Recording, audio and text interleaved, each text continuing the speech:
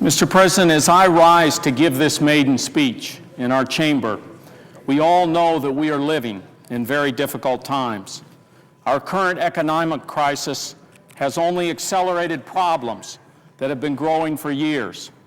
America's manufacturing sector was declining before this crisis, and when this crisis has passed, we will still need a blueprint for creating high-paying jobs and growing the middle class. Meanwhile, our energy policies pose a threat to the economic, environmental, and national security of our nation and the world. I believe that these two problems, our economic stagnation and our energy irresponsibility, demand a common solution. And we must put Americans to work building the energy economy of the future, and we must do so now. I often say that our energy policies have produced a perfect storm, a combination of three extraordinary challenges that collectively threaten our future. First, America's dependence on fossil fuels threatens our economy. As natural gas provides a growing share of America's electricity, the price of gas has more than tripled since 1995, and growing demand promises to make matters worse. Second, America's energy policies threaten our security. America has just 3% of the world's natural gas reserves, but we consume 25% of the world's supply. That increasingly means sending American dollars to Russia and Iran, two countries that sit on more than 43% of the world's gas reserves, and two countries that have shown their willingness to use energy as an instrument of coercion. Finally, humans have managed to overwhelm the Earth's carbon cycle. The balance that sustained life on Earth for millennia has been radically altered. In New Mexico, this means fewer farms and more forest fires, more thirst and less water, the end of a unique and treasured way of life. Some people say that the world's demand for fossil fuels has not yet begun to outstrip supply, or that the climate is not changing that quickly. I look at it this way. We are driving towards a cliff. I don't want to spend a lot of time arguing about how far off the cliff is. I want to stop accelerating. So what do we do? In the short term, we need to do it all. We need to drill responsibly for domestic energy. We should promote conservation, and nuclear power has to be part of the mix. But we also need reforms that prepare us for the future. When I was in the other body, I fought for and we passed a renewable electricity standard, an RES. This plan would demand that large utilities generate a portion of their energy from renewable sources and conservation. Thanks in large part to my colleague who is on the floor today, the senior senator from New Mexico, Senator Bingaman, the Senate has passed this proposal 3 times. Similar policies have succeeded at the state level.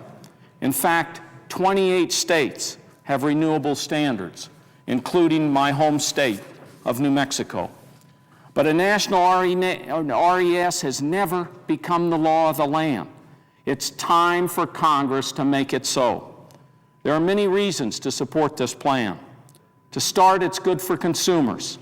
With a 20% standard, utility customers could save $31.8 billion. It will strengthen rural communities and provide new income for farmers and ranchers. And this plan will make America safer. The billions of dollars it would generate are dollars that will stay in America and cannot be used to hold our foreign policy hostage. But most importantly, a national renewable standard will create hundreds of thousands of high-paying jobs, jobs that cannot be outsourced. Study after study shows that shifting capital to renewable energy increases job creation. And not only will this plan stimulate job creation today, it will put us on a path towards dominance in the industries of the future. These benefits will come from the actions of private businesses, making the RES a distinctly American solution to a global problem. And that is why it will succeed. As one writer has put it, the only thing stronger than Mother Nature is Father Profit. Because it works with the private sector, and RES is more than a government program. It is an appeal to the spirit of innovation. I know that we have enough of that innovative spirit to tackle any challenge we face. I see it in the people of New Mexico. I see it in the scientists chasing new ideas, in entrepreneurs betting their time and capital on the hope of a better world, in engineers searching blueprint sketches for the submerged outline of a revolution. My constituents are eager to tackle the problems that face our country, and I know yours are too. But these citizens have been poorly served by their government. Just last month, a renewable energy company from my state was forced to lay off most of its workforce. After investing in a new technology, the company could not afford to begin manufacturing. As a result, the progress of their innovations has been delayed, and the dreams of their workers have been deferred. It did not have to be this way. Countries that have done more to shape their energy markets have created driving green energy industries. With a population roughly a quarter as large as America's, Germany has more than twice as many workers developing wind energy technologies. Spain has almost 5 times as many workers in the solar thermal industry as America, and China has more than 300 times. Today, our markets do not accurately reflect price, the social cost of burning fossil fuels. As a result, the private sector is effectively being told to send American dollars overseas, to ignore the coming decline in fossil fuel supplies, and to radically alter the world's climate. It is a credit to America's energy companies that so many of them have invested in alternative fuels and conservation. But individual acts of responsibility cannot compensate for a market that encourages irresponsibility. If we're going to make the changes we need, conservation cannot be an act of personal virtue, and renewable fuels cannot be luxury alternatives. And RES would structure the marketplace so that those decisions that are best for the American people are also the best for the bottom line. This approach will make the market a powerful force for progress, because government cannot tackle this problem alone. New Mexico contains 2 of America's preeminent national labs. We know that these public institutions have an incredible innovative capacity, but we also know that government needs private sector partners to achieve its goals. From 1970 to 1996, Los Alamos National Lab, the institution that harnessed the power of the atom, and launched America's national lab system, developed a technique for cleanly and efficiently using the Earth's heat to generate energy. Estimates indicated that the technique could eventually power the Earth for hundreds of years. But without market incentives to encourage continued development, progress stagnated.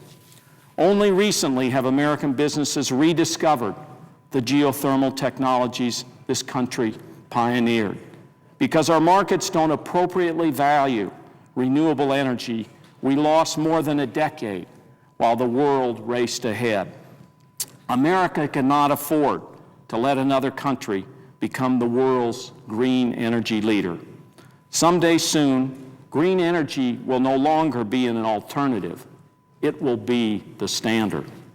The CEO of GE Energy recently testified before Congress that wind and solar energy are likely to be among the largest sources of new manufacturing jobs worldwide during the 21st century. The question is whether these jobs will be in America. That's what I want, and that's what we need to do. America has always succeeded by being one step ahead. We mass-produced the car, and American manufacturing built the middle class. We sparked the IT revolution, and our high-tech industry fueled American prosperity for years.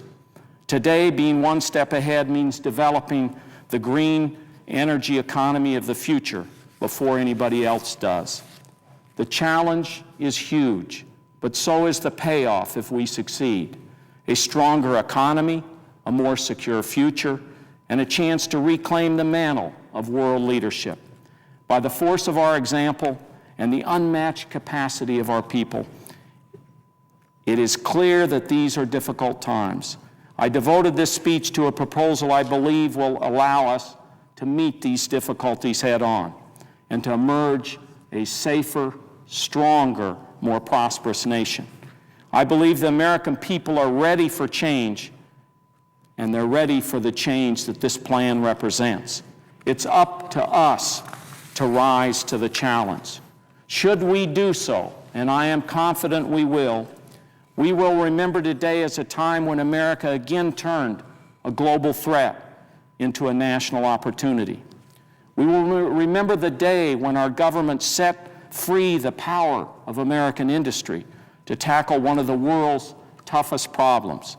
And we will celebrate the time when American businesses and American workers rose up and together we built a newer world, a clean energy world.